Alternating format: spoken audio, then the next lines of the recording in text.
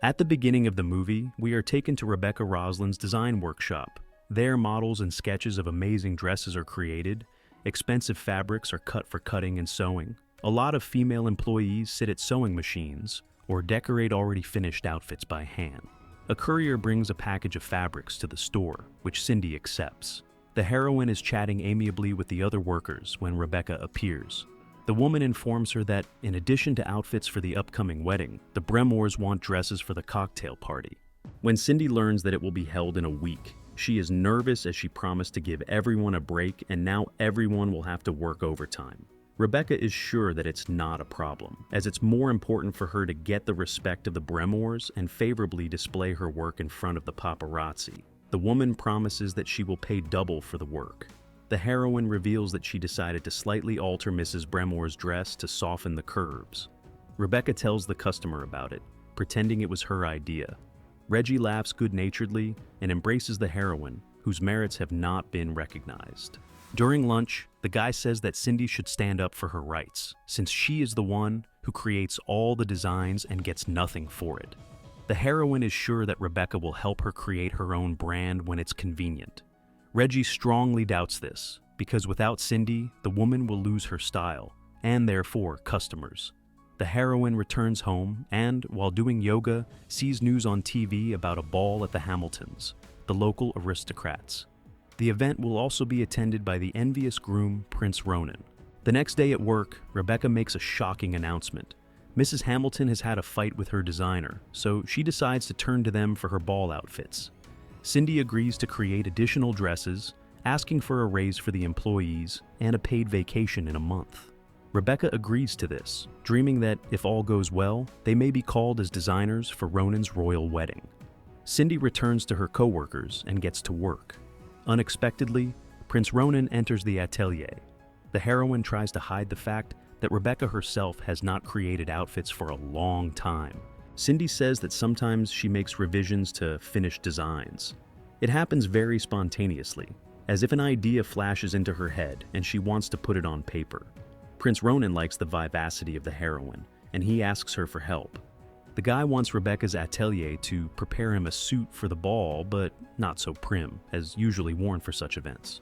Ronan says goodbye to the heroine, but almost immediately returns to the atelier. The guy offers Cindy to have lunch together, but their conversation is interrupted by the appearance of Rebecca.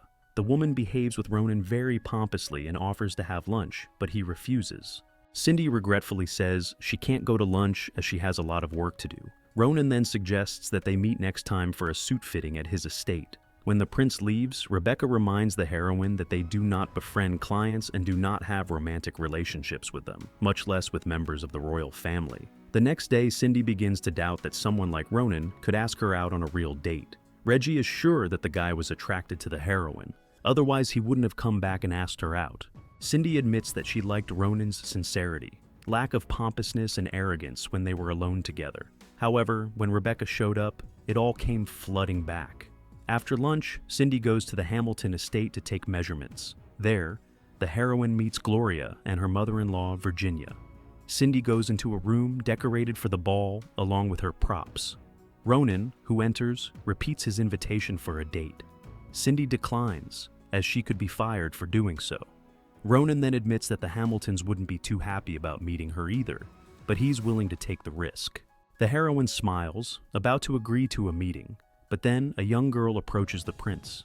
Julia Gilmore kisses Ronan on the cheek and asks Cindy about dress design and Rebecca's work. When the girl leaves, the heroine acts cool. Ronan tries to explain that it was his parents who made him take Julia to the ball with him. Cindy thinks that the guy has a girlfriend in that case, and it's not nice to call another girl for a date. Gloria interrupts their conversation and suggests that the heroine take the ladies' measurements in the other room. Brooke and Julia are surprised that Rebecca is not present to take measurements and select sketches. Ronan enters and asks them to confide in Cindy, as he begins to guess that the design and all the work is really on her. When the heroine walks in to take his measurements, the guy jokes that he wants a suit with Cindy's design, but not Rebecca's. Ronan reveals that his life is planned out by his parents, so he likes to do something spontaneous once in a while. Cindy admits that she likes it a lot, but still refuses to go on a date because of Julia. Suddenly, the girl herself appears and asks the heroine to come back and take Virginia's measurements. The woman sees that a spark has flashed between Cindy and the prince, and therefore decides to invite her to dinner on Saturday. Ronan thinks it's a great idea, since by getting to know the women better, the heroine will be able to create more customized outfits for them.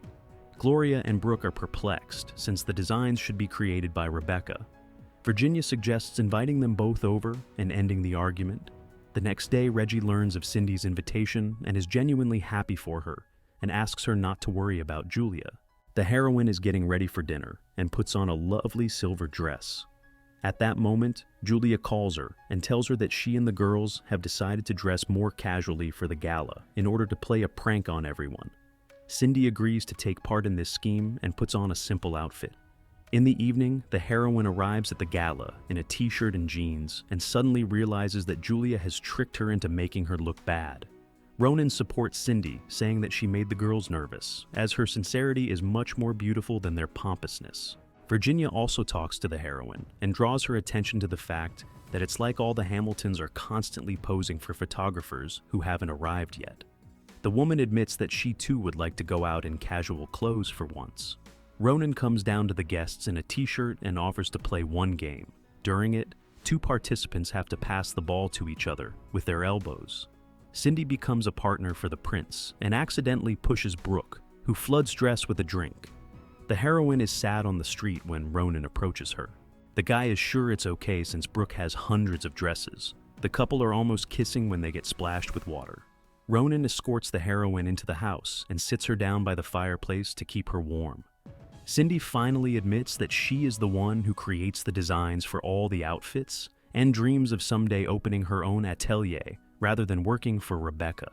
Ronan is convinced that the heroine doesn't fully value herself and is overly worried about other people's opinions, even at this party.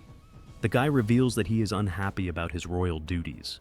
As a child, Ronan loved helping his grandfather in the antique store. When he restored things, he felt like he was restoring a part of himself.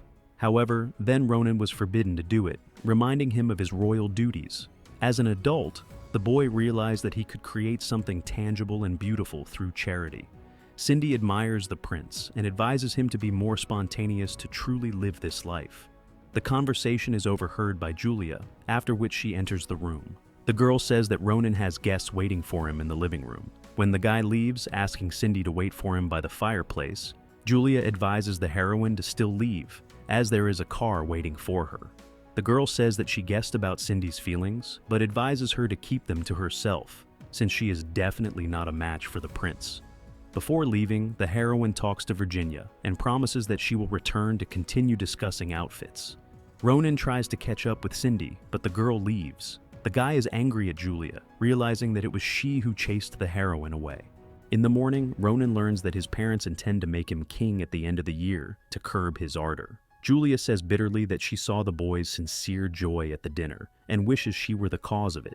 Ronan calls the heroine, but she does not pick up the phone, believing that she is doing the right thing. At work, Cindy learns that in 2 days, they have to have time to create another dress, this time for Rebecca herself. The heroine arrives at the mansion and brings the dresses to the fitting. Due to a malfunctioning hanger, the dresses get doused with chocolate. Cindy promises to fix it, and Julia sincerely wishes her luck. The heroine returns to the workshop and realizes that she needs to create 4 brand new dresses. Ronan comes to help her, as the rest of the team has already gone on vacation. In addition, Reggie shows up at the workshop, who has yet to start his vacation. Ronan calculates that they have exactly 24 hours to create the dresses. The team manages to create the outfits, and at 6 o'clock, they move out to the estate. Reggie helps pack them and then leaves, smiling as Cindy promises him a promotion. Ronan helps the heroine get the dresses out of the car. When Cindy gives the dresses to the girls, the guy asks her to stay to at least see her creations. Afterward, Ronan also heads upstairs to change. The guy wakes up Cindy, who has fallen asleep in the chair, as the girls come downstairs in their outfits. They all take to thanking Rebecca. Ronan interrupts the praise and tells them that Cindy, who designed the outfits, deserves them. Rebecca recognizes the heroine's merit and offers to be her partner. Gloria takes the prince aside and tells him that, by order of the queen, he must leave Cindy alone. Finally, the ball begins. Julia talks to Ronan and says that he is a wonderful man, but they are still too far apart.